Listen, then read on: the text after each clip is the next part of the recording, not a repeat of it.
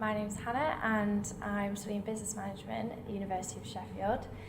My current employer is Performance Engineered Solutions in Sheffield, and my job title is a marketing assistant, and I'm currently doing a summer internship. So Performance Engineered Solutions, they're a design engineering company, so whatever challenges clients face, we offer them with solutions, and they particularly work in the aerospace sector, marine, energy, automotive, things like that. So I decided to do a placement because I wanted to put what I'd learned at university into real practice. I wanted to get some real world work experience, and hopefully that'll help me in my future career and things. So I first saw about the role on Careers Connect, the university's website, and it said that I had to produce a CV and a cover letter. So once I'd submitted those, I was then invited to do an interview, and I had to do a certain amount of preparation for the interview. So one of them was looking at ideas for developing the new website for the company, and also I had to put together a blog post.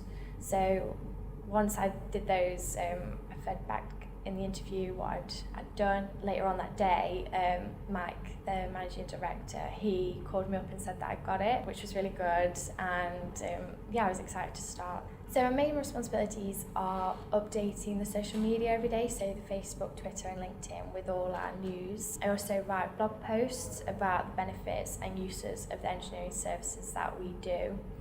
And I'm in the middle of developing and putting together ideas for the new company website that we're in the process of making.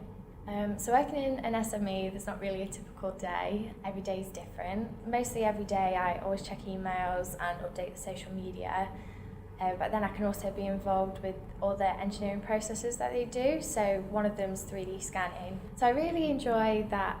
Every day I'm learning something new, so whether that's in the world of engineering or marketing or how to run an SME, and I really enjoy that within my role I get a really good level of responsibility and autonomy, and that helps me develop and understand things further by doing it on my own, and I enjoy that. I feel like I'm a part of the team as well.